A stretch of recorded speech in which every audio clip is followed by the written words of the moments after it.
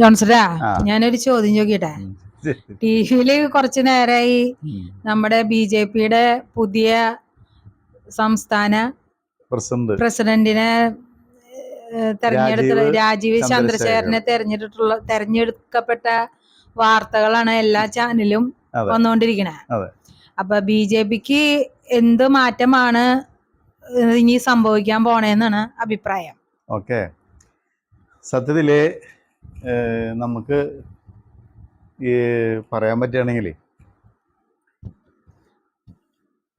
BJP-യിൽ രാജീവ് ചന്ദ്രശേഖർ എത്തിക്കഴിഞ്ഞപ്പോൾ വരുന്നൊരു മാറ്റം എന്ന് വെച്ച് കഴിഞ്ഞാൽ സത്യത്തിൽ ഒരു 90% ആളുകൾ ഇത് പ്രതീക്ഷിക്കുന്നില്ല. അദ്ദേഹം ശരിക്കും ഒരു രാഷ്ട്രീയക്കാരനേക്കാൾ ഉപരിയായിട്ട് ഒരു ബിസിനസ്സുകാരനാണ്. പിന്നെ എന്താ പറയുക, ഒരു ടെക്നോളജി അല്ലെങ്കിൽ കമ്പ്യൂട്ടർ ഇതായിട്ട് ബന്ധപ്പെട്ടുള്ള ഒരു ബിസിനസ്സും കാര്യങ്ങളൊക്കെ നിൽക്കുന്ന ഒരാളാണ്. നമ്മുടെ വളരെ വിജയിച്ച് നിൽക്കുന്നൊരു ബിസിനസ്സുകാരനാണ്. അങ്ങനെയുള്ള ഒരാളാണ് BJP-യുടെ സംസ്ഥാന പ്രസിഡന്റായിട്ട് വരുന്നത്. സത്യത്തിൽ എല്ലാവർക്കും ഒരു ആകാംക്ഷയുണ്ട്, ഒരു പ്രതീക്ഷയുണ്ട്, ഒരു പ്രത്യാശയുണ്ട് ഇദ്ദേഹത്തിന് എന്ത് കഴിയുമെന്നുള്ളത്.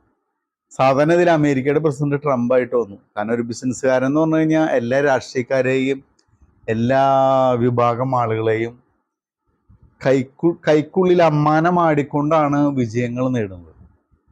ഒരു ബിസിനസ്സുകാരൻ വിജയിക്കുക എന്ന് പറഞ്ഞു കഴിഞ്ഞാൽ വളരെ ബുദ്ധിമുട്ടുള്ള ഒരു വിഷയമുള്ള കാര്യമാണ്. നമ്മൾ ആയിരക്കണക്കിന് ആളുകൾ കച്ചവടം ചെയ്തെങ്കിലും അതിൽ വിജയിച്ചു വരുന്നവർ വിരലിൽ എണ്ണാവുന്നവരാണ്.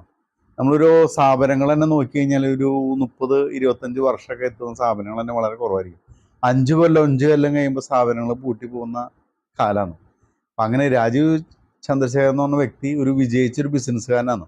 അതുകൊണ്ട് അദ്ദേഹം BJP-യുടെ അധ്യക്ഷ സ്ഥാനത്ത് വരുമ്പോൾ സ്വാഭാവികമായിട്ട് ആളുകൾ കൂടുതലായിട്ട് ഒരു ശ്രദ്ധ ഉണ്ടായിരിക്കുന്നു. ഒരു തനി രാഷ്ട്രീയക്കാരൻ എന്നുള്ള ലെവലിൽ വിട്ടിട്ട് വ്യത്യാസം. നമ്മൾ ശശി തരൂരിനൊക്കെയുള്ളൊരു ഡിഫറൻറ്റ് ഉണ്ടല്ലോ. സാധാരണ രാഷ്ട്രീയക്കാരനെ കാണുന്ന പോലെയല്ല. ശശി തരൂർ എന്തെങ്കിലും പറയുമ്പോൾ അത് വലിയൊരു വാർത്തയാണ് എന്ന് പറഞ്ഞ പോലെ രാജീവ് ചന്ദ്രശേഖർ എന്തെങ്കിലും പറയുമ്പോൾ അതിനൊരു പ്രസക്തി ഉണ്ടായിരിക്കുന്നു. അപ്പം അങ്ങനെയുള്ള ഒരാളെ BJP-യുടെ അധ്യക്ഷനായിട്ട് വരുന്നതുകൊണ്ട് സ്വാഭാവികമായിട്ട് ഒരു മാധ്യമ ശ്രദ്ധയും ജനങ്ങളുടെ ആകർഷണം ഒക്കെ കൂടുതലായിട്ട് ഉണ്ടാവുന്നു. ഏതെങ്കിലും BJP-യുടെ ഏതെങ്കിലും ഒരു നേതാവ് BJP-യുടെ സംസ്ഥാന പ്രസിഡന്റ് ആവണ പോലില്ല. അപ്പോൾ ഒരു ശ്രദ്ധ കൂടുതൽ ജനങ്ങളിൽ ഉണ്ടാവാനുള്ള ഒരു സാധ്യത വളരെ പ്രധാനമാണ്. പിന്നെ അദ്ദേഹം ഒരു എല്ലാ മേഖലയിലും വിജയിച്ച് നിൽക്കുന്ന ഒരു വ്യക്തി ആയതുകൊണ്ട് ഒരു എന്താ പറയുക, ഉന്നത ലെവലിൽ നിൽക്കുന്ന എല്ലാ മേഖലയിലുള്ള ആളുകളുടെ ഒരു പിന്തുണ അദ്ദേഹത്തിന് ഉണ്ടാവാനുള്ള സാധ്യതയുണ്ട്. അത് BJP-ക്ക് ശരിക്കും പറഞ്ഞാൽ മുതൽക്കൂട്ടാണ്. അപ്പം അതുകൊണ്ട് അദ്ദേഹത്തിന് പിന്നെ സാമുദ്രിക ലക്ഷണം വെച്ചിട്ട് നല്ല ലക്ഷണമുള്ള ഒരു മനുഷ്യനാണ്. കാരണം വെച്ച് കഴിഞ്ഞാൽ ഒരു തലയെടുപ്പുണ്ടെന്ന് ആൾക്ക് മൊത്തത്തിൽ. കാരണം ശശി തരൂർ തിരുവനന്തപുരത്ത് മത്സരിച്ചപ്പോൾ Shashi Tharoor easy walkover പ്രതീക്ഷിച്ചിരുന്ന ശശി തരൂരിനെ മുൾമുനയിൽ നിർത്തിയ വ്യക്തിയാണെന്ന് രാജീവ് ചന്ദ്രശേഖർ നായർ. നമ്മൾ ചെറുതായിട്ട് കാണാൻ പറ്റില്ല. കഴിഞ്ഞാൽ ഏത് സാഹചര്യത്തിലും താപ്പ് തരം ആള് സന്ദർഭം അനുസരിച്ച് ഏത് തരത്തിലുള്ള അഭ്യാസം അദ്ദേഹത്തിന് അറിയാൻ എന്താ പറയുക, അദ്ദേഹത്തിന് എടുക്കാനുള്ള കഴിവുണ്ടെന്നുള്ളത് തെളിയിച്ചൊരു വ്യക്തിയും കൂടിയാണ് ശശി തരൂർ. ഏതോ ഭാഗ്യം കൊണ്ട് രക്ഷപ്പെട്ടു. വിശ്വപൗരനായ ശശി തരൂർ പോലും വെള്ളം കുടിച്ചിട്ടാണ് അവിടെ ജയിച്ചു വന്നത്. അതുകൊണ്ട് അദ്ദേഹത്തിൻ്റെ കഴിവിനെ നമുക്ക് കുറച്ച് കാണാൻ പറ്റില്ല. പക്ഷേ അദ്ദേഹത്തിന് പ്രതികൂല സാഹചര്യങ്ങൾ കേരളത്തിൽ വളരെയധികമാണ്. ഒന്ന്, BJP-യുടെ അദ്ദേഹത്തെ മാറ്റി നിർത്തിയാൽ ബാക്കിയുള്ള നേതൃത്വ നിര ഒരു ഒറ്റയാന്മാരായ നമ്മുടെ ശോഭ സുരേന്ദ്രൻ, PC ജോർജ്, സുരേഷ് ഗോപി പോലെയുള്ള വ്യക്തികൾ അവരൊരിക്കലും നേതൃത്വത്തിന് 100% അടിമപ്പെട്ട് നിൽക്കുന്ന വ്യക്തിത്വങ്ങളല്ല. അവരെ നല്ല രീതിയിൽ കൈകാര്യം ചെയ്യേണ്ടതായിട്ട് വരും. മാത്രമല്ല ഗ്രൂപ്പിൻ്റെ ഉള്ളിൽ ഗ്രൂപ്പ്, ജാതി, ഇങ്ങനെ എല്ലാ സംസ്ഥാന നേതാക്കളും ജില്ലാ നേതാക്കളുടെ ഇടയിലും ഗ്രൂപ്പിൻ്റെ ഉള്ളിൽ ഗ്രൂപ്പായിട്ട് നിൽക്കുന്ന ഒരവസ്ഥ കേരളത്തിൽ BJP ഉള്ളത്. ശരിക്ക് പൊതുവെ ഉള്ള നേതാക്കളിൽ എന്താ പറയുക, ജനങ്ങൾക്ക് ഇഷ്ടപ്പെടുന്ന മുഖങ്ങൾ BJP-യിലെ നേതൃത്വ നിരയിൽ വളരെ കുറവാണ്. അപ്പോൾ ഒരു ഇലക്ഷൻ വരുന്ന സമയത്ത് നല്ലൊരു സ്ഥാനാർത്ഥിനെ നിർത്താൻ തന്നെ വളരെ ബുദ്ധിമുട്ടുള്ള അവസ്ഥയാണ്. കാരണം ജയിക്കാൻ സാധ്യതയുള്ള പല മണ്ഡലങ്ങളിലും എന്താ പറയുക, നല്ല സ്ഥാനാർത്ഥികളെ കിട്ടാതെ സുരേഷ് ഗോപിനെ കൊണ്ട് നിർത്തി. അതുപോലെ എന്താ പറയുക, പൊതുസമ്മതന്മാരായ ആളുകളെ കൊണ്ട് നിർത്താം. കാരണം പാർട്ടിക്കാരായ വ്യക്തികൾക്ക് ജനങ്ങളുടെ ഇടയിൽ അഭിപ്രായം ഇല്ല. അപ്പൊ ഇത് വളരെ വലിയൊരു പോരായ്മയാണ്. പിന്നെ ഈ നേതാക്കളുടെ ഇടയിലുള്ള ഈ കുശുമ്പ്, കുന്നായ്മ, അസൂയ എന്ന് പറയും. കാരണം പരസ്പരം തൻപെരുമ.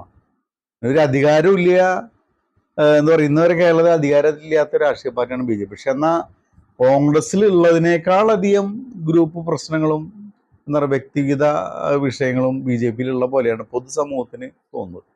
അപ്പോൾ ഇത്തരം വിഷയങ്ങളെ അതിജീവിച്ച് കൊണ്ടുപോകാൻ അദ്ദേഹത്തിൻ്റെ ഈ എന്താ പറയുക ഒരു ആനച്ചന്തവും ഈ അപ്പുറമായ മണി പവർ, മസിൽ പവർ, പിന്നെ കേന്ദ്ര BJP നേതൃത്വമായിട്ടുള്ള ബന്ധം, അമിത്ഷാ അല്ലെങ്കിൽ നരേന്ദ്രമോദി അല്ലെങ്കിൽ BJP കേന്ദ്ര പ്രസിഡന്റ്, ഇവരൊക്കെ പിന്തുണ, ഇത് വെച്ചിട്ട് അദ്ദേഹം ഈ ഒറ്റയാന്മാരെയും BJPയിലെ ഈ അസംതൃപ്തരായി നിൽക്കുന്ന നേതാക്കന്മാരെയും കുശുമ്പും കുന്നായ്മയും തമ്മിലടിയും മൂലം എന്താ പറയുക മണ്ഡലങ്ങളിൽ, ജില്ലകളിൽ, എന്താ പറയുക സംസ്ഥാന തലങ്ങളിൽ നിൽക്കുന്ന അസംതൃപ്തരായ എന്താ പറയുക ഈ ഒരു കാരണമില്ലാതെ വെറുതെ തല്ലുകൂടി നിൽക്കുന്ന ആളുകൾ എന്ന് പറയും. ഒരു പരസ്യമായിട്ട് പുറത്തേക്ക് വരുന്നെങ്കിലും രഹസ്യമായിട്ട് വല്ലാത്തൊരു അസൂയ പുറത്തേക്ക് വമിപ്പിക്കുന്ന ഒരു രീതിയിലുള്ള പെരുമാറ്റങ്ങളാണ് നേതാക്കന്മാരിൽ കാണുന്നത്. അപ്പോൾ ഇത്തരം അവസ്ഥകളുണ്ട്. ഇതിനെ കൈകാര്യം ചെയ്യാനായിട്ട് രാജീവ് ചന്ദ്രശേഖർക്ക് എങ്ങനെ കഴിയുന്നു എന്നതിന് അടിസ്ഥാനത്തിലാണ് BJPയുടെ ഭാവി നിൽക്കുന്നത്. അദ്ദേഹത്തിന് അനുകൂലമായ ഘടകങ്ങൾ, ഒന്ന് കേരളം ഭരിക്കുന്ന പാർട്ടി CPM. കാരണം CPMന്റെ ഇപ്പോഴത്തെ നിലപാടുകൾ ശരിക്കും പറഞ്ഞാൽ BJPക്ക് അനുകൂലമാണ്. അതുകൊണ്ട് ശരിക്കും പറഞ്ഞു കഴിഞ്ഞാൽ ഈ ഇന്നത്തെ ചാനൽ ചർച്ചകളിൽ പോലും ഇടതുപക്ഷത്തിൻ്റെ ശക്തമായ പ്രതിനിധികളാരും നമ്മൾ എല്ലാ ചാനലുകളും പരിധി നോക്കിയപ്പോൾ കണ്ടില്ലയാണ്. കാരണം വ്യക്തമായിട്ട് അഭിപ്രായം അവർ പറയാനായിട്ട് രംഗത്ത് വന്നിട്ടാണ്. കാരണം അദ്ദേഹം ഇടതുപക്ഷത്തിന് അനുകൂലമായ നിലപാടാണോ എടുക്കുന്നത്, അത് അദ്ദേഹത്തിൻ്റെ നിലപാടുകൾ UDFനെതിരാണോ എന്നൊക്കെ തിരിച്ചറിഞ്ഞിട്ട് വേണം അദ്ദേഹത്തിനെതിരെ ഒരു നയം തീരുമാനിക്കാമെന്ന് ഇടതുപക്ഷം എടുക്കുന്ന പോലെയാണ് ഇന്നത്തെ ചാനൽ ചർച്ചകളിൽ ഇടതുപക്ഷത്തിൻ്റെ ആളുകളുടെ വ്യക്തികളുടെ സംസാരത്തിൽ നിന്ന് നമുക്ക് മനസ്സിലായത്. അതുകൊണ്ട് ഒരു ഇടതുപക്ഷവുമായി ഒരു സോഫ്റ്റ് കോർണറിൽ പോകുന്ന ഒരു തരത്തിലേക്കാണോ, അതോ ഇടതുപക്ഷത്തിനെയും വലതുപക്ഷത്തിനെയും UDFനെയും ഒരുപോലെ ആക്രമിക്കുന്ന തരത്തിലേക്കുള്ള ഒരു നീക്കമാണോ രാജീവ് ചന്ദ്രശേഖർ നടത്താൻ പോകുന്നതെന്ന് നമുക്ക് കാത്തിരുന്ന് കാണാം. ഒരു കാര്യം ഉറപ്പാണ്, കേരളത്തിൽ രാജീവ് ചന്ദ്രശേഖർ ഇപ്പോഴത്തെ പുതിയ പ്രസിഡന്റ് ക്ലച്ച് പിടിക്കണമെങ്കിൽ UDFനെയും LDFനെയും ശക്തമായി എതിർക്കുന്ന തരത്തിലേക്ക് ഒരു നീക്കം നടത്തിയെങ്കിൽ മാത്രമാണ് അദ്ദേഹത്തിന് കേരളത്തിൽ വിജയിക്കാൻ സാധിക്കുള്ളൂ. അദ്ദേഹത്തിന് ഒരു വിശ്വസ്തത ഉണ്ടാക്കിയെടുക്കാൻ സാധിക്കുള്ളൂ. അല്ലെങ്കിൽ ഏതെങ്കിലും ഒരു മുന്നണിയായിട്ട് ഒരു അഡ്ജസ്റ്റ്മെന്റ് രാഷ്ട്രീയത്തിൽ അദ്ദേഹം പോവുകയാണെങ്കിൽ താൽക്കാലികമായിട്ട് അതിൽ വിജയിക്കുമെങ്കിലും അദ്ദേഹത്തിൻ്റെ വ്യക്തിത്വത്തിനും ഭാവിക്കും അത് ദോഷം ചെയ്യുന്നതാണ് നമുക്ക് മനസ്സിലാവുന്നത്.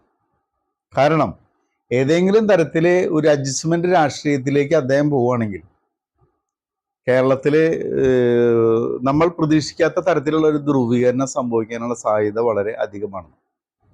ഒരു പക്ഷേ എന്താ പറയുക, നമ്മുടെ കേരളത്തിൽ ഒരു 3 ഐഡിയോളജിയാണ് വർക്ക് ചെയ്യുന്നത്. ഒന്ന് നമ്മളറിയാം ഇസ്ലാമിക രാജ്യം, ഒന്ന് ഹിന്ദുത്വ രാജ്യം, പിന്നെ കമ്മ്യൂണിസ്റ്റ് ഐഡിയോളജി, പിന്നെ ഇതിലൊന്നും പെടാത്ത ആളുകളൊന്നും. അതാണ് നമ്മൾ കോൺഗ്രസ് പാർട്ടിയായിട്ട് ബന്ധപ്പെട്ട് നിൽക്കുന്ന ആളുകൾ. അപ്പോൾ ആദ്യം പ്രബലമായി നിൽക്കുന്ന 3 വിഭാഗങ്ങളിൽ ഏതെങ്കിലും 2 വിഭാഗങ്ങൾ ഒന്നിക്കുന്നവർക്കാണ് കേരളത്തിലെ അധികാരത്തിന് ഭാവിയിൽ സാധ്യതയുള്ളത്.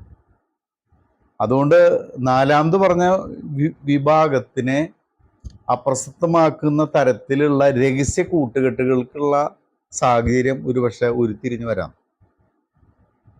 അതുകൊണ്ട് രാജീവ് ചന്ദ്രശേഖർ എൻ്റെ വ്യക്തിപരമായിട്ട് അഭിപ്രായത്തിൽ UDFനെതിരെയും LDFനെതിരെയും ശക്തമായ നിലപാടെടുത്ത് അദ്ദേഹം മുൻ BJP പ്രസിഡന്റുമാരെടുത്തേക്കാൾ വിട്ടിട്ടുള്ള ഡിഫറൻ്റ് ആയിട്ടുള്ള സമീപനത്തിൽ മുന്നോട്ട് വരികയാണെങ്കിൽ കേരളത്തിൽ വളരെ അധികം പ്രതീക്ഷയുള്ള ജനങ്ങളുണ്ട്. ഇങ്ങനെ പ്രതീക്ഷയിൽ നിൽക്കുന്ന ആളുകൾ, അവർ ഒരു പക്ഷേ അദ്ദേഹത്തിനെ സപ്പോർട്ട് ചെയ്യാം. കാരണം ഇവിടെ മുഴുവൻ നമ്മുടെ കേരളീയരായ ഗതി പിടിക്കാൻ സാധ്യതയുള്ള ആളുകൾ, പഠിച്ച് മിടുക്കന്മാരായിട്ടുള്ള മുഴുവൻ ആളുകൾ നാട് വിട്ട് പുറത്തേക്ക് പോകുന്ന അവസ്ഥയാണ്. കേരളത്തിൽ ഇടതുപക്ഷ വലതുപക്ഷ കേന്ദ്ര സർക്കാരുകളുടെ നയങ്ങൾക്ക് വിശ്വാസമില്ലാതെ മുഴുവൻ ജനങ്ങളും കേരളത്തിൽ നിന്ന് നാട് വിട്ട് പോകുന്നൊരവസ്ഥയാണ്. അവർക്കൊരു പ്രത്യാശയും പ്രതീക്ഷയും കൊടുക്കുന്ന തരത്തിലേക്ക് പുതിയ BJP പ്രസിഡന്റ് മാറാൻ സാധിക്കുകയാണെങ്കിൽ ഒരുപക്ഷെ പുതുതലമുറ അദ്ദേഹത്തെ സ്വാഗതം ചെയ്യാനുള്ള സാധ്യത വളരെയധികമാണ്. അതിനുള്ള കഴിവ് അദ്ദേഹം കാണിക്കണം, പ്രകടിപ്പിക്കണം. അതിനുശേഷമേ നമുക്ക് അദ്ദേഹത്തെ വിലയിരുത്താൻ സാധിക്കുള്ളൂ. അടുത്ത പഞ്ചായത്ത് തിരഞ്ഞെടുപ്പിലെ വിശകലനം വെച്ചിട്ട് അദ്ദേഹത്തെ വിലയിരുത്താനായിട്ട് സാധിക്കില്ല. കാരണം പാർട്ടീനെ തന്നെ അദ്ദേഹത്തിന് കൺട്രോളിൽ ആക്കി കൊണ്ടുവരണമെന്ന് കുറച്ച് സമയം പിടിക്കും. ശരിക്കും അദ്ദേഹത്തിന് യഥാർത്ഥ അദ്ദേഹത്തിന് മാറ്റിവരയ്ക്കപ്പെടുന്നത് അടുത്ത നിയമസഭാ തെരഞ്ഞെടുപ്പിലാണ്. കാരണം 2026 നിയമസഭാ തെരഞ്ഞെടുപ്പിൽ അദ്ദേഹം എടുക്കുന്ന സ്റ്റാൻഡുകൾ, ഇവിടെ Christian community, Muslim community, Ezhava community, Nair community, ബാക്കിയുള്ള കമ്മ്യൂണിറ്റികളുമായിട്ടുള്ള അദ്ദേഹത്തിൻ്റെ ഇടപെടൽ, അഡ്ജസ്റ്റ്മെൻറ്റ് രാഷ്ട്രീയം, നീക്കുപോക്കുകൾ, പിന്നെ CPM-ഉമായിട്ടുള്ള അദ്ദേഹത്തിൻ്റെ അന്തർധാരകൾ, ഇതൊക്കെ ഏത് തരത്തിലാണ് പുറത്തേക്ക് വന്ന് അദ്ദേഹത്തിൻ്റെ മിടുക്കും കഴിവും തെളിയിക്കുക എന്നുള്ളത് 2026 നിയമസഭാ തെരഞ്ഞെടുപ്പിലെ നമുക്ക് വ്യക്തമാവാൻ സാധിക്കുള്ളൂ. അതുവരെ പഞ്ചായത്ത് തെരഞ്ഞെടുപ്പിനെ മുൻനിർത്തിക്കൊണ്ട് നമ്മൾ അദ്ദേഹത്തെ അളക്കാൻ സാധിക്കില്ല. നിയമസഭാ തെരഞ്ഞെടുപ്പിൽ അദ്ദേഹത്തിൻ്റെ തന്ത്രമന്ത്രങ്ങൾ എന്തൊക്കെയാണെന്ന് നമുക്ക് കാത്തിരുന്ന് കാണാം. എന്തായാലും എല്ലാവിധ ആശംസകൾ. എനിക്ക് ഇത്ര പറയുള്ളൂ, കേരളത്തിലെ ജനങ്ങൾക്ക് സമാധാനം ഉണ്ടാവുക, ശാന്തി ഉണ്ടാവുക. ഇവിടെ ഇടതുപക്ഷം ഭരിച്ചാലും വലതുപക്ഷം ഭരിച്ചാലും BJP ഭരിച്ചാലും നമുക്ക് വിഷയമില്ല.